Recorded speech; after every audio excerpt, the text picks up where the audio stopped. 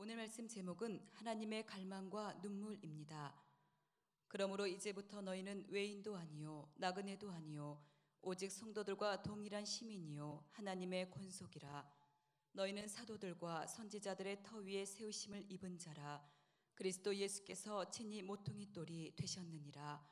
그의 안에서 건물마다 서로 연결하여 주 안에서 성전이 되어가고, 너희도 성령 안에서 하나님이 거하실 처소가 되기 위하여 그리스도 예수 안에서 함께 지어져 가느니라. 아멘. 우리가 예수를 믿고 하나님의 자녀가 되었다면 우리 삶에는 반드시 분기점이 있습니다.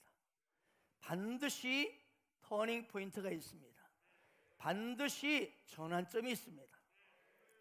예수 그리스도로 인해서 인류의 역사는 바로 BC와 AD로 나뉘는 분기점이 생겼습니다. 그렇습니다.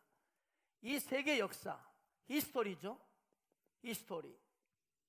이 세계 역사 가운데 지저스 크라이스트가 이 땅에 오시면서 세계 역사는 딱 분기점이 나누어졌습니다. 바로 예수님이 태어나기 전의 역사를 BC, Before Christ, 예수님이 태어나기 전의 역사입니다. 그리고 예수님 오신 후의 역사를 AD, Anno Domini, 주후라는 뜻입니다. 예수님 오신 후의 역사입니다. 아멘. 여러분, 그래서 이 히스토리가 놀랍게도 여러분 히스 스토리의 준말인 줄 모르셨죠? 그분의 이야기입니다. 이게 역사라는 거예요. 아멘. 그러면 여러분, 이 땅에 많은 인생들이 지금 달력을 보고 시계를 보고 2020년 5월 30일 이렇게 하고 있는데, 그 역사 속에 내가 살고 있는데 실은 예수 그리스도라는 그분의 역사 안에 내가 존재한다는 사실을 모르고 살아가고 있습니다. 그렇습니다. 우리 개인의 역사는, 인간의 역사도 여러분 이처럼 이 히스토리, 그분의 이야기 속에, 그분의 역사 속에 내가 한 걸음 한 걸음 오늘도 걷고 있음을 기억하시기 바랍니다. 따라서 우리 인간 개인의 역사도 마찬가지입니다. 마치 마라톤을 하게 되면 어떻습니까? 어느 지점에 다르면 반환점이 있습니다.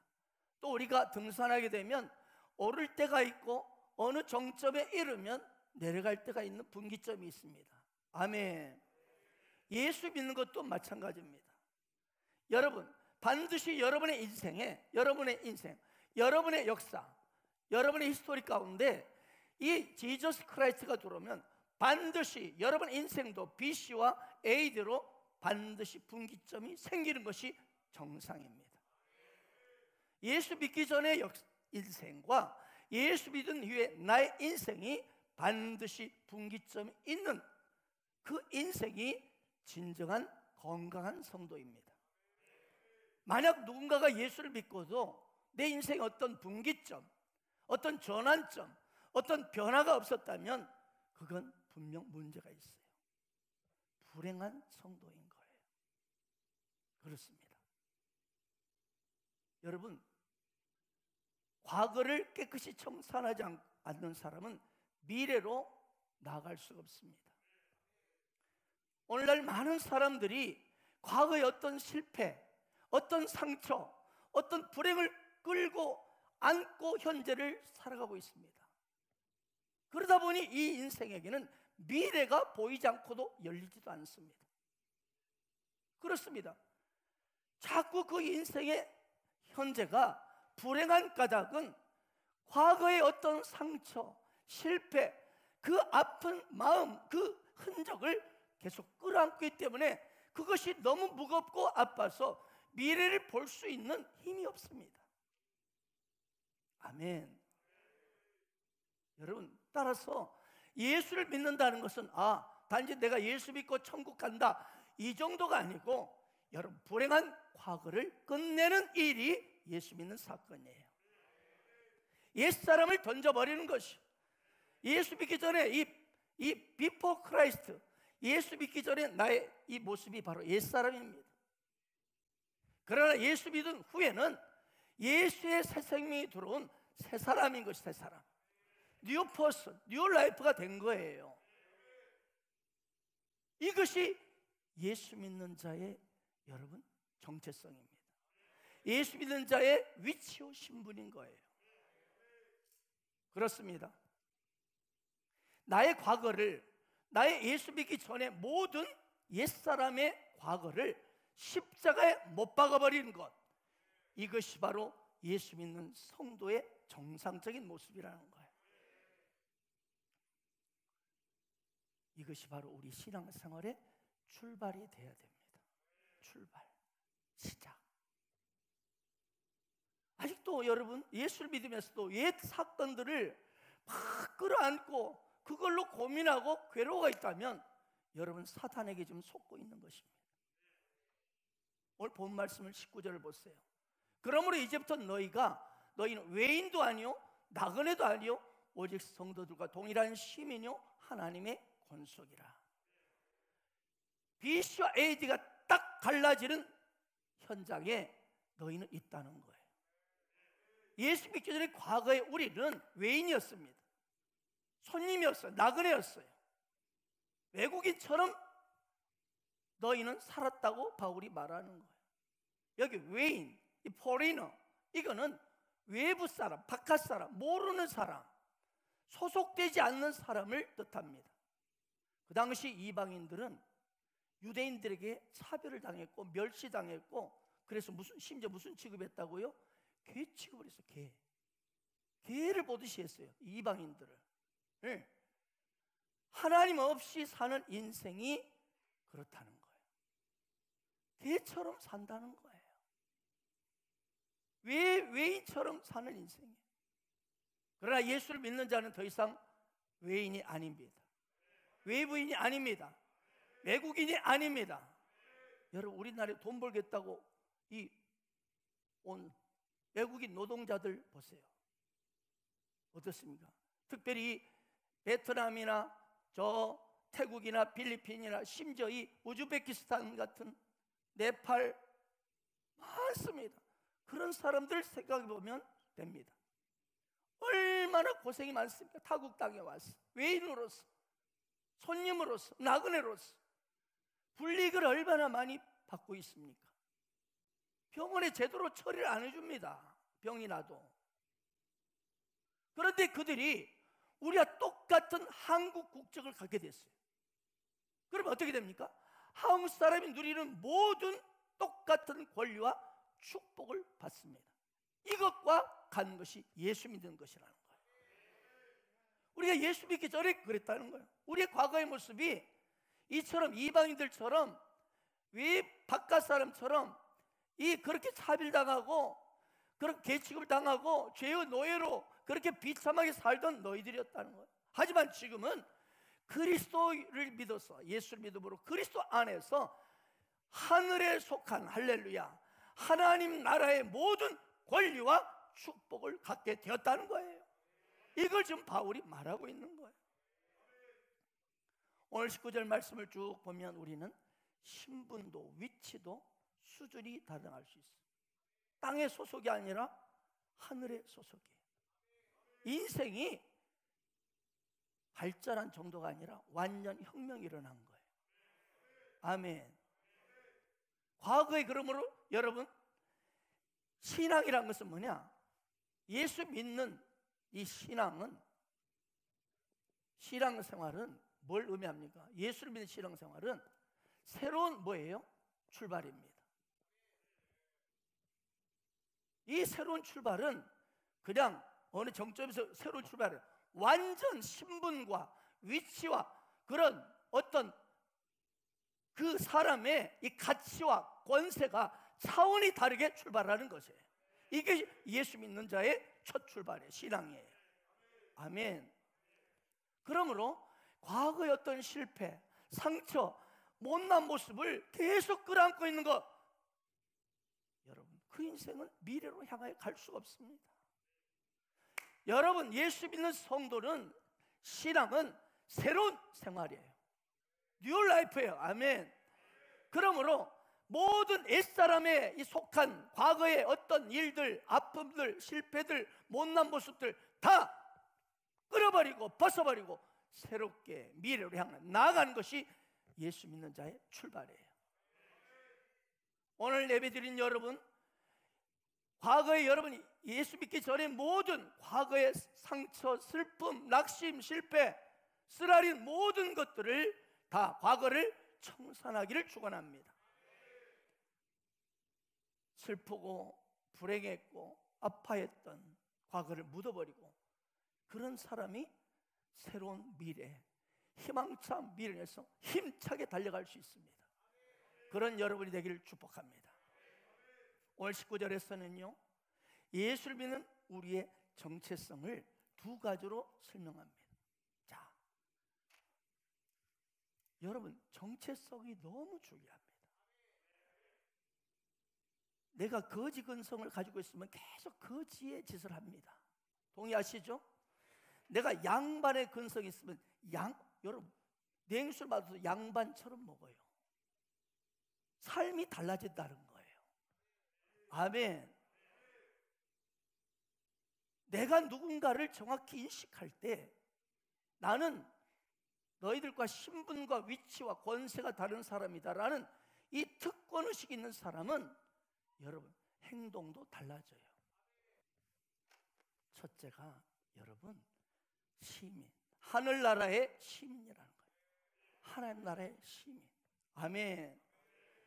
이거는 오늘 보세요. 말씀 보세요. 성도들과 동일한 시민이다. 우리가 성도, 여러분 예수를 믿는 우리가 성도가 되는 거예요. 여러분 성도가 뭡니까? 이 거룩할 성, 물이 도자입니다. 거룩한 무리가 됐어요. 이게 우리의 정체성이에요. 예수 믿고 우리는 신분이 변했어요. 우리는 찌질한 그런 인생이 아니라 거룩한 성도예요. 거룩한 시민이에요. 거룩한 하늘나라의 시민이에요. 차차 거룩해지는 거 아니에요. 차근차근 거룩해지는 게 아니고 예수를 믿는 순간, 여러분 제가 지난 금철회 동안 자주 말하죠. 나라는 존재는 형편없고 찌그리고 뭐 여러 가지 못난 모습이 있지만 예수 그리스도를 영접하는 순간, 예수님의 이 지저스 크라이스트가 새 생명이 들어오는 순간 나는 완전 성도가 되는 거예요. 왜? 그분이 거룩하시기 때문에, 그분 안에 나는 있기 때문에 나는 거룩한 거예요. 그러므로 예수 믿는 순간 차차 거룩해지는 것이 아니라 그 즉시 거룩한 주님 안에 내가 거하는 자가 되기 때문에 성도가 되는 거예요. 우리는 하늘나라에 시민권이 있습니다. 여러분 시민권은 좋은 일 많이 하고 훌륭한 사람만 시민권 줍니까? 수원시 시민이 뭐 훌륭하고 좋은 사람만 시민이 됩니까? 아니에요. 여기에 태어나고 적을 가지면 다 줍니다. 못난 사람이나 잘나는 사람 다 시민권 줍니다. 수원 시민입니다. 아멘. 서울 시민이에요. 서울이 태어납니다. 아멘.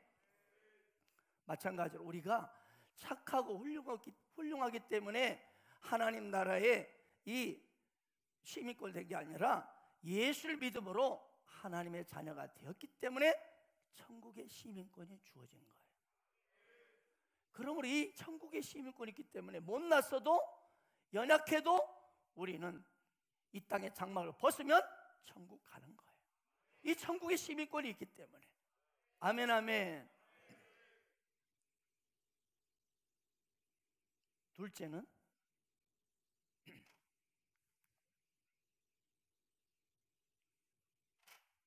하나님의 보십시오 권속이라. 권속, 영어로 household입니다. 뭡니까? 쉽게 말하면 가족이라는 뜻입니다. 가족. 우리는 하나님의 가족이 되었다. 아멘.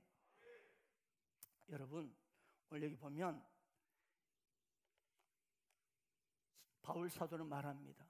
너희는 하나님의 가족이다. 마귀에게 우리는 속해 있던 죄의 종노릇 하던 마귀의 자식이었어요. 마귀의 종이었습니다. 예수 믿기 전에. 그러나 예수를 믿음으로 이제는 하나님의 가족으로 신분이 바뀐 하나님의 자녀입니다. 그래서 교회는요 예수의 피로 하나 된 하나님의 가족 공동체입니다. 이게 중요합니다. 교회가 뭐냐? 바로 하나님의 가족 공동체입니다. 이게 교회예요. 교회. 하나님의 가족이라. 예수의 피로 우리는 가까워졌고 한 몸이 되었습니다. 이게 교회입니다. 우리는 과거에 세상 사람들이 세상 소속이었는데 이제는 예수를 믿음으로 하나님 나라에 이름이 등록되었고 또한 하나님의 자녀로 우리는 입양되었습니다. 그러므로 하나님의 가족은 어떻습니까? 하나님 아버지의 사랑과 돌봄과 격려와 축복을 자동으로 받게 되어 있습니다. 자식이 못난 짓 하면 아버지가 너는 이렇게 합니까? 미워할 수는 있지만 끝까지 책임을 지려 합니다. 끝까지 보호하려 하고 축복해 주려고 하는 것이 아버지의 마음입니다. 똑같습니다. 아멘 아멘. 하나님의 가족은 우리의 못남과 상관없이 하나님 아버지의 사랑과 보호와 축복과 격려와 관심을 계속 받습니다. 할렐루야. 이것이 예수 믿는 우리들이에요. 우리들의 정체성이 되길 바랍니다.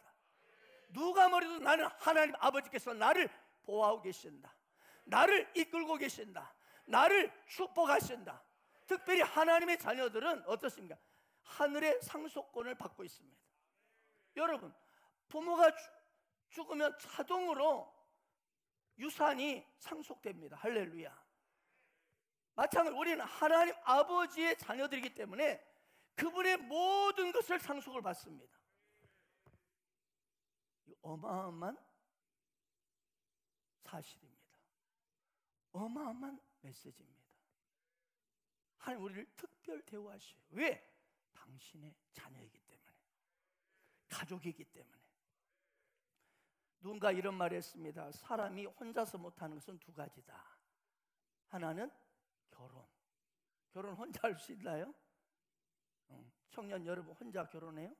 안 돼요. 신앙생활도 마찬가지예요. 혼자서 못하는 게 신앙생활이에요. 함께 하는 거예요. 왜요? 가족 공동체이기 때문에. 할렐루야. 오늘 여러분 이 자리에 나오셨고 예배를 드리고 있습니다. 그런데 예배 자리에 앉아 있으면서도 신앙생활이란, 교회 생활이란 함께 해야 한다는 사실을 소홀히 생각하시는 분이 있습니까? 단독으로만 예배드리고 쏙 빠져나가는 분들이 있습니다. 아직 교회가 무엇인지 모르기 때문입니다. 그분은 아직 교회가 가족 공동체임을 알지 못하기 때문에 여러분 늘 외롭고 영적인 성장도 더딘 거예요. 함께하면서 격려받지 못하고 그리고 홀로 외로이 그 길을 가기 때문에. 여러분 묻겠습니다. 예수말세일교회를 어떻게 부르고 있습니까? 그것이 여러분의 소속감, 가족 공동체의 이 정신이 있는가를 말해줄 것입니다. 어떤 분은 6개월이 지났는데 아직도 이 교회, 아니면 예수말세일교회라고 이렇게 말하는 분이 있을 겁니다. 이 교회라고 그래요. 1년이 다 됐는데 이 교회라고 말해요. 그러다가 우리 교회라고 부르게 된다면 그분은 상당히 한 가족이 되었다는 뜻입니다. 여러분, 오늘 이 자리에 함께 예배드리고 딱 나가면서 저 교회라고 말한다면 여러분 분명 오늘처럼 나그네예요. 손님입니다. 그런 사람은 오늘 예배드리고 나가서 어떻게 말하냐? 나 오늘 저 교회 가봤는데 저 교회 어떻더라? 아마 이런 식으로 말할 겁니다. 여러분 1년을 넘게 예수말세일교회를 이 다니고도 아직도 이 교회라고 부른다면 그건 문제가 있어요. 건강한 성도가 아니에요. 물론 그런 분들도 자기 자신은 하나님 앞에 내가 좋은 교인이라고 스스로 자부할 수는 있겠죠.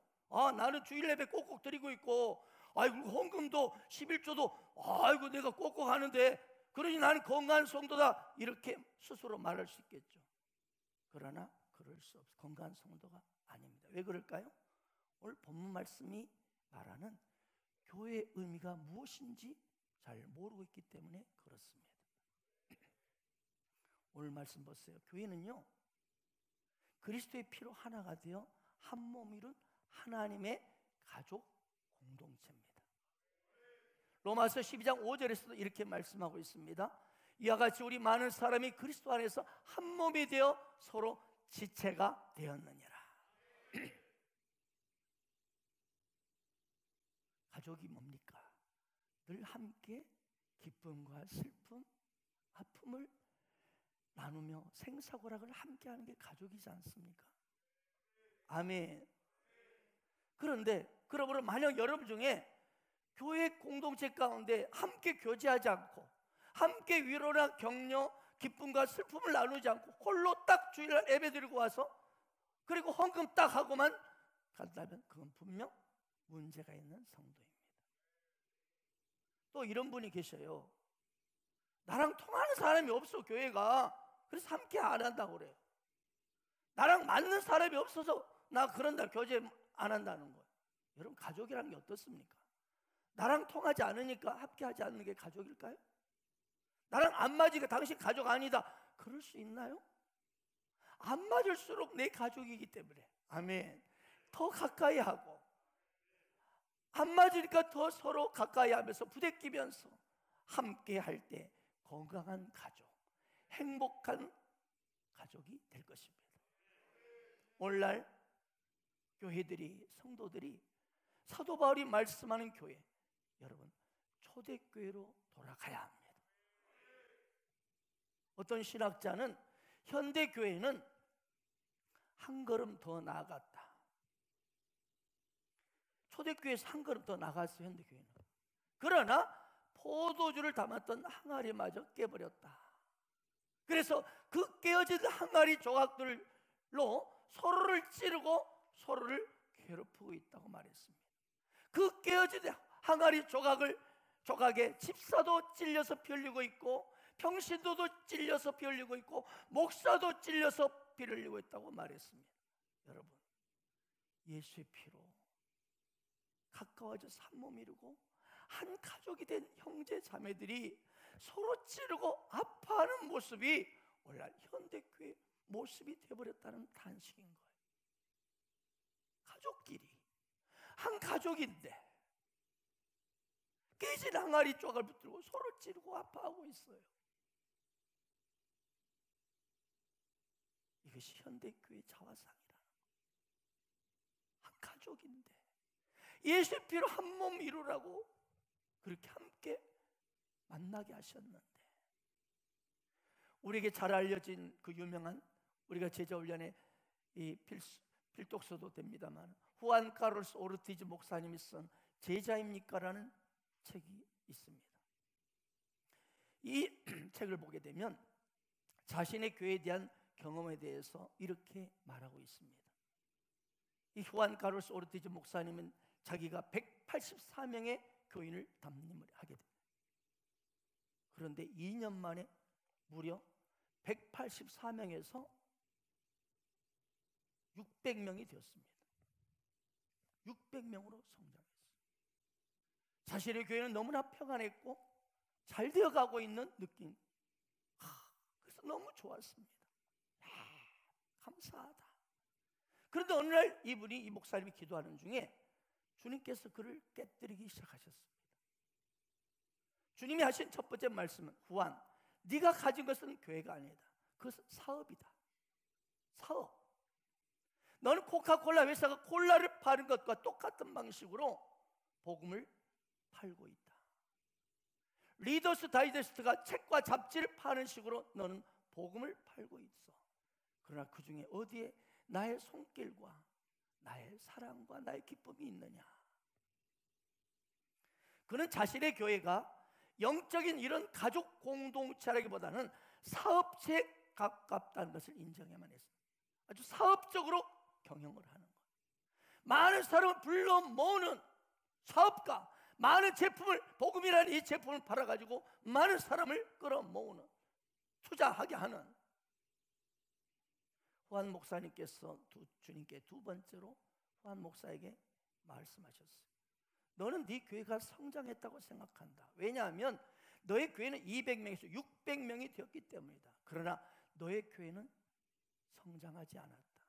너희 교회는 단지 뚱뚱해졌을 뿐이다. 전에 너희는 200명의 영적인 아이들을 가졌었는데 이제 너는 600명의 영적 아이들을 갖고 있을 뿐이다. 이 말씀 앞에 한 목사님 무릎 꿇고 통곡하며 회개했습니다. 그리고 목회사에게 대변화를 결단합니다. 이제는 한 명 한 명을 진정한 가족 공동체, 하나님의 가족으로, 그리고 더 나아가 하나님 나라의 생명과는 제자로 세우는데 헌신하기 시작했습니다. 제자입니까? 이 일하는 참으로 건강한 교회인가에 대한 질문에 적절한 대답이 되는 이야기입니다. 저는 여러분 묻겠습니다. 당신은 제자입니까? 아니면 오늘 손님으로 한번 예배 드리고 또 가십니까? 요즘 아이들은 옛날 아이들보다 키도 많이 커졌고 몸무게도 엄청 커졌습니다. 그러나 체력 검사해 어때요? 힘다가리가, 힘과 끈기가 없습니다. 조금만 일해도 그냥 포기해버리고 쉽게 그냥 죽고 싶다 하고,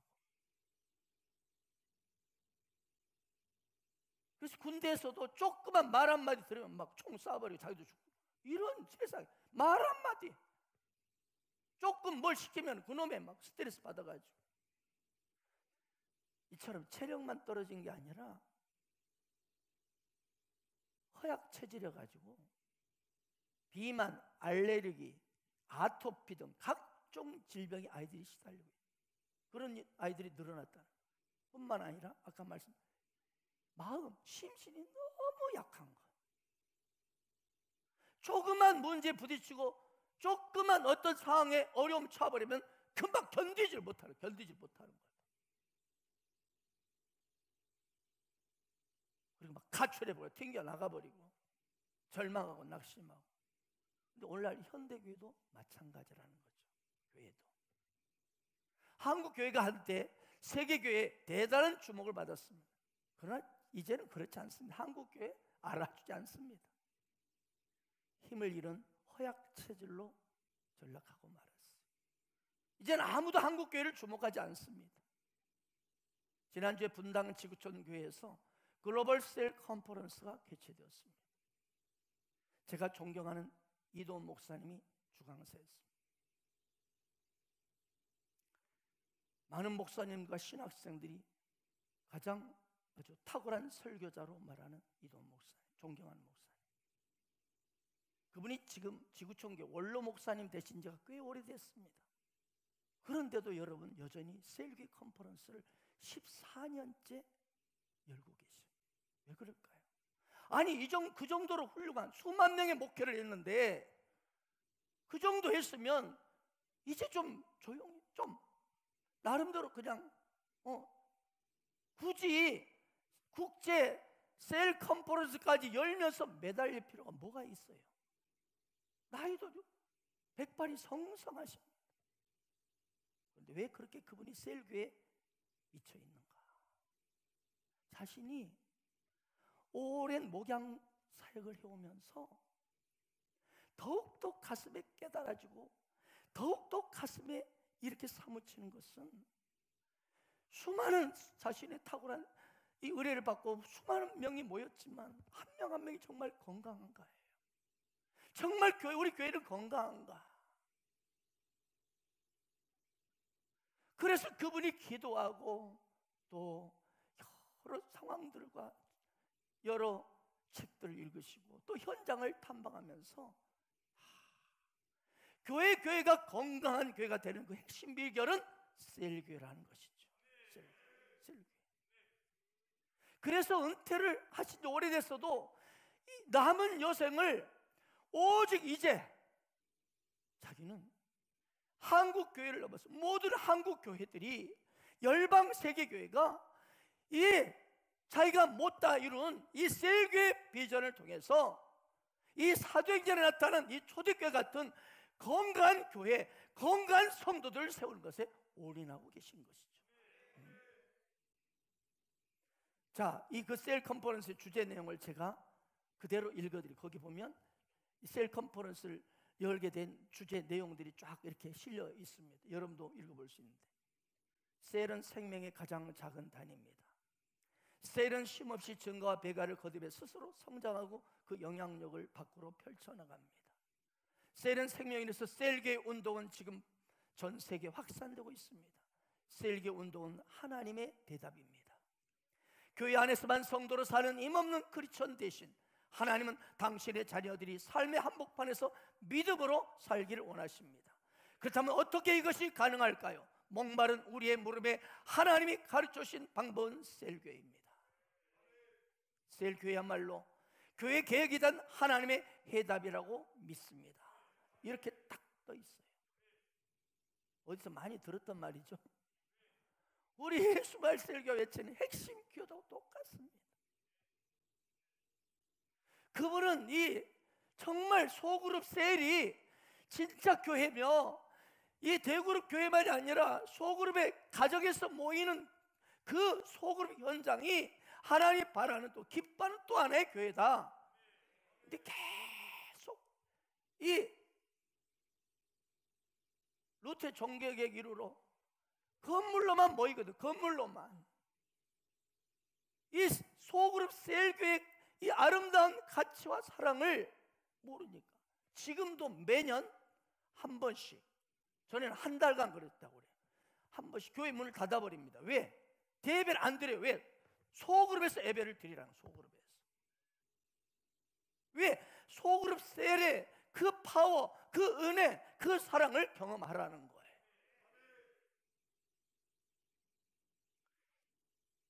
이동원 원로 목사님은 이렇게 외치십니다. 예수님께서 그렇게 목양하셨듯이 셀을 통해, 소그룹을 통해 12명의 제자 비전을 가져야 합니다. 성도 한 사람 한 사람 무리가 아닌 하나님의 나라의 제자로 세워야 합니다. 이것만 이 타락한 세대, 이 이기적인 세대, 특별히 코로나19 사태를 겪으면서 너무나 허약 체질이 돼버린 한국교회가 일어날 수 있는 유일한 길이라는 것이죠. 지금 교단마다, 여러분, 미자리 교회가 아까 말씀드렸지만 50% 이상이 휘청거리며 문 닫고 있습니다. 우수수 무너지고 있습니다. 큰 교회도 마찬가지입니다. 사이즈가 큰 교회도 아우성입니다.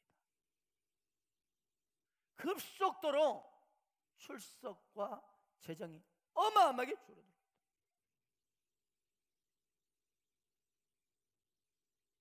이 흔들리는 한국교회를 현장을 보면서 오직 세일교회가 답이다라고 생명 다해 남은 이 삶의 여생을 그렇게 나이 드셨어도 그것이 주님 앞에 섰을 때 칭찬받을 수 있는 그 사명으로 비전을 알고 계속 컨퍼런스 여죠. 할렐루야. 한국교회 이제는 껍데기가 아닌 속사람이 건강해져야 됩니다. 1000만 성도를 자랑한 지 무려 10년 지나고 20년이 지금 더 넘었습니다. 그런데 교회는 갈수록 쇠락하고 있습니다. 매년 몇십만 명이 줄어들고 있습니다. 여러분, 가난한 성도들이 막 늘어나고 있습니다. 안 나가 성도. 교회마다 어린아이들, 청년, 청소년들의 소리가 사라지고 있습니다. 우리 교회 다니니까 여러분을 잘 모르죠.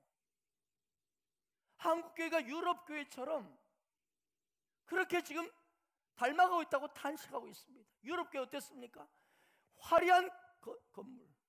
그런데 이 건물 안에는 희끗희끗한 이 노인분들 몇 명이 그치고, 그러다 보니까 관리도 안 돼, 관리비도 안 나오는. 그래서 교회가 나이트클럽으로 이슬람 사원으로 팔리고 있어요. 지금.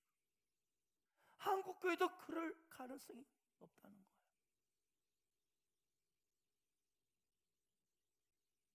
이번 코로나19 사태로 한국교회 수천 개 교회가 무너졌습니다. 교단마다 약 50%의 미자립 교회가 쓰러지고 있다고 보고합니다. 그래서 저희 광고했지만 이 총회주의를 다음 주를 지키면서 이렇게 쓰러져가는 한국교회 미자립교회를 그래도 목사님들 힘을 주자 해서 자립교회 성도들이 교회가 정성을 모아서 미자립교회와 은퇴 목사님들을 돕자는 거예요. 아무튼 이번 코로나19 사태가 얼마나 그 교회가 건강한지 건강하지 못한지 그 성도가 건강한지 건강하지 못한지 딱 드러나고 말았습니다.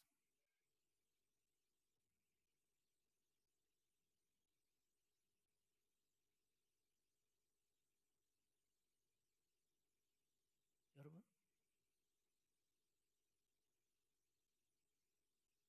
비하인드 스토리는 우리 교회는 역설적으로 여러분 성장하고 있다는 것이죠.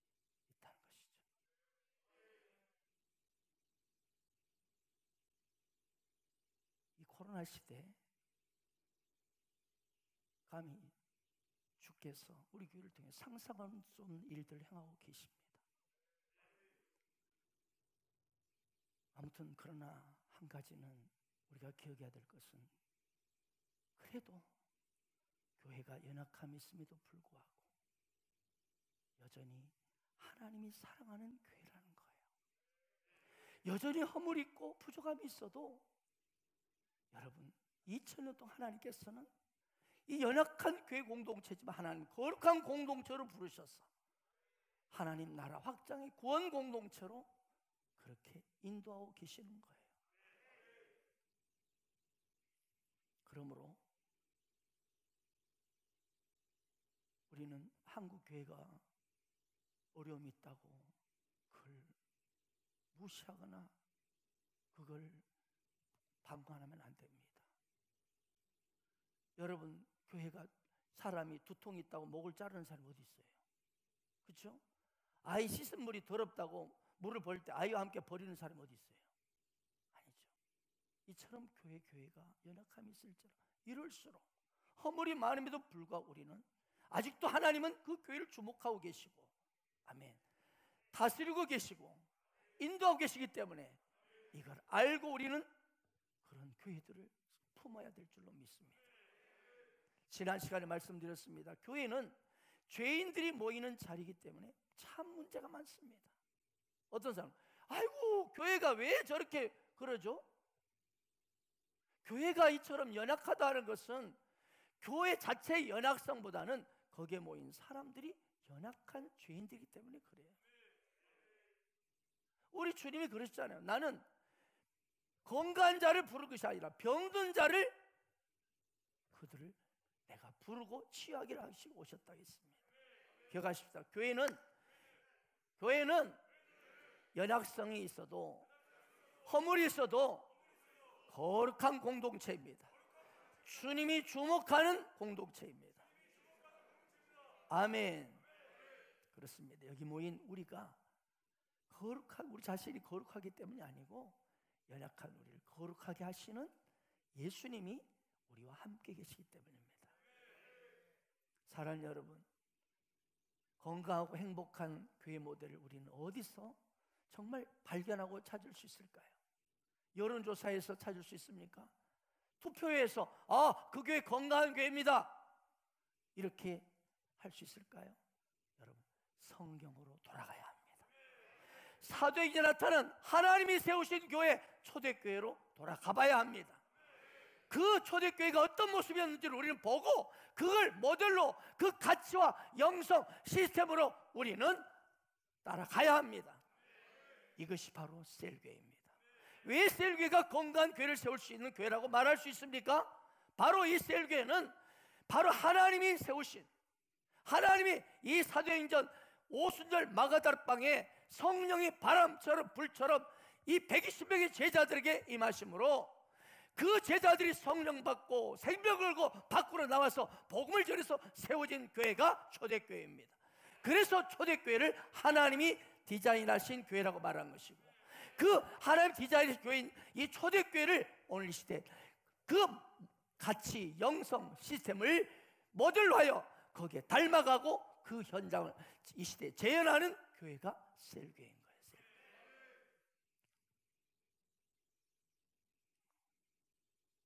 여러분, 120명의 이 제자들이 오로지 기도에 힘쓸 때 위로부터 바람처럼 불처럼 성령이 불의 혀가 갈라지듯이 그들이 각자 임했어. 그러면서 그들이 막 뛰쳐나가서 로마 병사들이 체포하려고 하고 이 길거리 돌아다니고 있는데 그 현장에 죽음을 불사하고 체포, 나를 잡아가라 하고 주 예수를 믿으라. 그리하면 너와 내 집이 구원 얻으리라. 너희가 못 박힌 예수를 하나님이 살리셨도다. 그러면서 복음을 전할 때 막 3,000명, 5,000명 회개하고 무릎 꿇기 시작했습니다. 그리고 그들을 따로 이 회개하며 예수 그리스도를 영접한 그들을 따로 모아서 이런 두란노 소원 같은 별도의 장소에서 제자 훈련을 하기 시작했습니다. 그러면서 교회가 세워지기 시작했습니다. 이것이 초대교회입니다. 사도행전 2장 42절 보세요. 그들이 사도의 가르침을 받아 서로 교제하고 떡을 떼며 오로지 기도하게 힘쓰니라. 사도들의 이 말씀 훈련, 가르침 훈련, 제자 훈련을 받고 그 다음에 서로 교제하고 떡을 떼서 셀 모임을 했어요. 그리고 오로지 기도하게 힘쓰니라. 우리 교회 밤 9시 기도해. 그리고 금요 성령 집회 9시부터 2시까지. 여러분 지금 금요 이 성령 금요 이 기도회가 없어진 교회들이 많습니다. 왜? 사람들이 안 모인다는 거예요. 그래서 그냥 특히나 영상으로 막 해버리는 거예요. 그러니까 짧게 하더라도 없는 교회도 있고 짧게 1시간 2시간짜리. 근데 우리 교회는 9시 시작하면 2시에 끝납니다. 다들 이게 왜 그래요? 초대교회이기 때문에. 초대교회가 그랬다. 그래서 우리는 이 초대교회를 닮아가는 그런 셀교회로 나가는 것입니다. 사도행전 2장 47절 보십시오. 날마다 마음을 같이하여 성전 오늘처럼 우리가 대구로로 모였어요. 이렇게 힘쓰고 집 소그룹이에요. 소그룹으로 집에서 여러분 집에서 떡을 떼며 기쁨과 순전한 마음으로 음식을 이 셀 모임을 가진 거예요. 그러면 여러분 음식을 잘 드시기 바랍니다. 셀 모임 때. 그러나 순전한 마음으로 먹으십시오. 막 더 뺏어 먹으려 하지 마시고. 그런데 여러분 집이 여러분 초대교회는 교회였습니다. 아멘. 눈바의 그 여자의 집에 있는 교회, 브리스가 아굴라의 집의 교회. 이 소그룹이 교회예요. 셀교회가 뭐냐?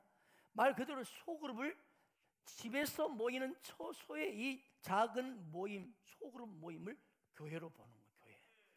이 대그룹만이 교회가 아니고, 아멘. 바로 이 소그룹 자체를 하나의 작은 교회로 보는 거예요. 그래서 셀 리더 한 사람을 한마디로 평신도 목회자로 그들이 사역하고 있는 거예요.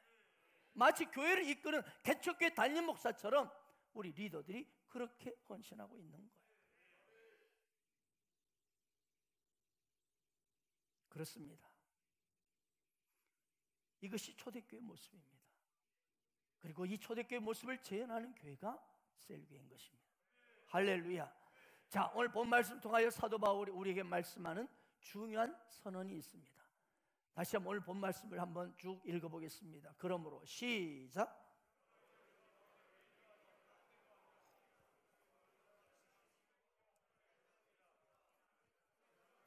선지자를 터위에 세우심을 입은 자라. 그리스도 예수께서 친히 모퉁이 돌이 되셨느니라. 그의 안에 som마다 서로 연결하여 주 안에서 성전이 되어가고 너희도 성령 안에서 하나님이 거하실 초소가 되기 위하여 그리스도 예수 안에서 함께 지어져 가느니라. 오늘 이 본문 말씀은 우리 성도들이 이 땅에 어떻게 무엇 때문에 태어났으며 무엇을 위해 존재하고 있는지를 목적이 나와 있습니다. 여러분, 우리 성도, 예수 믿는 이 성도 그리스도인들은 이 땅에서 출세하고 성공하고 잘 먹고 잘 사는 것이 이 땅에 존재하는 목적이 아니라고 말하는 거예요. 뭐예요? 우리는 예수 그리스도의 피로 한 몸 이룬 가족 공동체로서 하나님이 거하실 처소로, 할렐루야, 하나님의 성전을 함께 지어가는 거예요. 아멘. 그러므로 우리가 하나님 나라를 건설하는 것이 우리가 이 땅에서 살아야 할 존재 이유라는 거예요.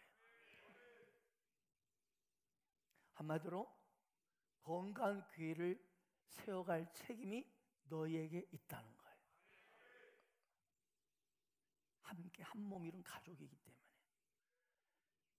담임 목사님과 교역자들과 몇 사람의 리더들만이 교회를, 건강한 교회를 세우는 게 아니라 모두가 함께, 할렐루야, 한 가족이기 때문에 함께 서로 위로하고 격려하는 가운데 든든한 건강 생명 거는 제자들로, 아멘. 마치 그 당시 초대교회 제자들이, 성도들이 밖으로 뛰쳐나가서 복음을 전하다 체포돼서 그냥 사자구리, 이 굶주린 사자들이 그냥 살을 뜯어 먹어도 주 예수를 믿으라, 화형에 처하면서도 주 예수를 찬송하는 그런 성도들을 오늘 이 시대에 재현하는 교회가 되라는 것입니다. 과연 이 시대 가운데 그런 교회 성도들이 얼마나 있을까요? 굶주린 사자가 내 살을 뜯어먹고 있는데 주 예수를 믿으라고 외치는 그런 성도가 얼마나 될까요? 정말 화형불에 내가 점점 죽어가는데도 예수만이 나의 전부라고 찬양하는 성도가 얼마나 될까요? 저는 우리 교회가 바로 그런 초대교회 성도들이 한 사람 세워지길 원하는 거예요. 주 예수 때문에 한 생명 거는 주 예수 한 분만으로 만족하고 이 땅 가운데 존재하며 하나님의 영광을 위해서 뭘 먹든지 마시든지 하나님의 영광을 살아가는 하나님 나라의 아름다운 건강한 교회를 세우는데 헌신하기를 원하는 그 성도들이 되기를 원하는 거예요. 여러분, 누가 뭐래도 교회는 예수 그리스도의 몸입니다. 그러므로 우리가 주님의 몸된 교회를 어떻게 섬겼느냐, 어떻게 우리 교회를 건강하게 내가 함께 만들어 갔느냐, 그리고 우리 교회를 통하여 내가 행복을 누리고 더 나아가서 정말 얼마나 많은 사람들이 행복한 삶을 우리 교회가, 우리 성도들이 누리게 했느냐, 이것이 지난 금요 성령 집회 때 말한 것처럼 그리스도의 심판대 앞에 섰을 때 바로 이 상급의 바로미터가 됩니다. 얼마나 네가 건강한 교회를 세우는데 수고했느냐, 얼마나 생명 거는 제자 한 명 한 명을 세우는데 얼마나 많은 사람들이 예수 그리스도를 말미암아 행복하고 그 가운데 또 그들이 하나님의, 예수님의 꿈, 하나님의 갈망과 눈물을 향하여 달려가고 있느냐, 그렇게 했느냐. 그 심판대, 고린도서 5장 10절에 나와 있는 대로 우리 예수 믿는 사람은 백보자 심판이 아닙니다. 왜? 우리는 생명책에 기록되어 있기 때문에. 생명책에 기록된 예수 그리스도를 나의 구주로 진실로 믿는 성도들에게는 그리스도의 심판대가 있습니다. 거기는 행위 심판입니다. 상급 심판입니다. 저는 그 자리에 우리 교회 한 분, 성도 한 분, 부끄러운 구원의 자리에 들어가지 않기를 원합니다. 저는 늘 바라는 것이 우리 지저스 빌리지에 주께서 보내주신 귀한 한 분 한 분 영혼들이 그리스도의 심판대 앞에 서는 날, 저를 향하여 박영 목사님, 김홍수 사목사님 감사합니다. 저를 그냥 엉덩이라 두드려주고 그렇게 한 게 아니라 제자의 삶을 살려라, 하나님의 비전을 성취하라, 하나님의 갈망과 눈물을 이루어드리는 그 성도가 되라, 그 초대교회 같은 성도가 되라, 그렇게 저를 가르쳐 주셔서 내가 그렇게 살다가 이렇게 주님 앞에 서서 영광의 면류관, 의의 면류관, 생명의 면류관, 열골 권세를 차게 하시니 감사합니다. 그런 저를 향하여 감격의 눈물을 저를 향하여 흘리기를 원하고 저는 그 감격의 눈물을 그날 보기를 원합니다. 그런데 혹여 그날 목사님 왜 저를 그대로 내버려 두셨어요? 저를 왜 한마디도 하셔서 그 훈련받게 하시고 그냥 세상에 썩어질 것에 달려가지 않게 하시고 하나님 나라에서 이렇게 살다가 서게 하시지 왜 저를 그대로 내버려 두셨어요? 원망의 눈초리로 그리스도의 심판대 앞에서 나를 보지 않기를 원합니다. 사랑하는 가족 여러분, 어떻게 우리가 주님 보시기 가장 아름다운 교회, 주님이 갈망하는 그 교회, 주님의 눈물을 닦아드리는 교회, 가장 건강한 교회를 세워갈 수 있을까요? 여러분, 한 사람 한 사람이 초대교회 성도들처럼 그런 삶의 현장에서 그 삶을 살아낼 때 우리 교회는 건강한 교회, 하나님의 갈망과 눈물을 닦아드리는 교회가 될 줄 믿습니다. 여러분, 나 혼자 건강하고 나 혼자 행복하게 되는 것 아닙니다. 그건 아직 교회가 가족 공동체를 모르기 때문입니다. 우리는 한 가족으로 몸된 교회를 찾아오는 모든 사람들이 함께 우리와 더불어 상가족이 되고, 할렐루야, 서로 위로하고 또한 그 한 사람이 하나님의 갈망과 꿈을 위해서 12제자 비전을 향하여 나아가는 그 성도로 세우는 것이 여러분 자신이 할 일이고 우리 교회가 할 일이고, 그 교회를 하나님이 그 성도를 너무나 기뻐하고 감격하실 것입니다. 여러분, 감동만 좋으면 좋은 영화 만들어진 거 아니죠? 배우가 탁월하고 인기 있다고 해서 좋은 영화 만드는 거 아니죠? 조명 감독과 뭐 배경 또 어디 촬영 기사 훌륭하다고 좋은 영화 나오는 거 아니지요? 모두가 한 분 한 분이 예수의 피로 한 몸 이룬 우리 가족, 한 가족이라는 심정으로 서로 손을 붙잡고, 마음이 안 맞아도 내 가족이다, 미워도 다시 한번, 할렐루야, 서로 위로하고 함께 붙들고 함께 나아갈 때, 특별히 하나님 주신 이 셀교회 비전 아래서 우리가 예수 복음을 나눌 때 건강한 교회가 될 줄 믿습니다. 오늘날 수많은 인생들이 이 과학, 물질, 첨단 문명 앞에서 예수님을 잃어버리고 말았습니다. 그러다 보니까 세상 시스템에 살아가는 성도들이 마저 세상 시스템 속에서 분주벽에 빠져서 예수님을 잃어버렸습니다. 그리고 신앙의 방황 속에 흔들리고 있습니다. 수많은 불신자들이 인생을 방황하고 있습니다. 예수가 없습니다. 그 잃어버린 예수, 그 잊어버린 예수를 저 예수마을 셀교회 가면 찾는다고 하더라, 이 소문이 나면 좋겠습니다. 잃어버린 이 구원의 감격, 행복한 이 신앙생활, 이 평안과 감사, 어디 가면 찾을 수 있을 것인가? 방황하고 헤매이는 인생들이 저 비지저스 빌리지 처치에 가면 구원의 감격을 회복할 수 있다더라, 참된 인생의 기쁨 행복을 찾을 수 있다더라, 이 소문이 나기를 원합니다. 우리 지저스 빌리지 처치가 이 마지막 시대에 하나님의 갈망, 하나님의 눈물을 닦아드리는, 하나님이 그렇게 세우기를 원하시고 당신이 세우셨고 세우기를 원하시는 사도행전적 교회, 초대교회의 모습을 재현하는 그런 셀교회가 되기를 원합니다. 먼저 우리 지저스 빌리 가족 한 분 한 분이 초대교회 성도들처럼 행복하면 좋겠습니다. 가진 것 없어도 예수 때문에 행복한 우리 가족 한 분 한 분이 되었으면 좋겠습니다. 더 나아가서 우리 지저스 빌리지 가족들이 한 몸 한 떡이 되어서 건강한 교회를 세우므로 이 한국교회 모델이 되고, 할렐루야, 열방에 우리 교회가 건강한 그런 희망을 줄 수 있는 교회가 되어서 우리의 작은 섬김과 사랑 그리고 도움을 통해서 한국의 열방에 수많은 건강한 교회들이 세우기를 원하고, 수많은 생명건 건강한 성도 제자들이 세우기를 원합니다. 그래서 마지막 시대 우리 교회가, 여러분이 하나님의 갈망과 눈물을 닦아드리는 그 아름다운 성도, 그 아름다운 교회가 되기를 주 예수 이름으로 간절히 축원합니다. 아멘.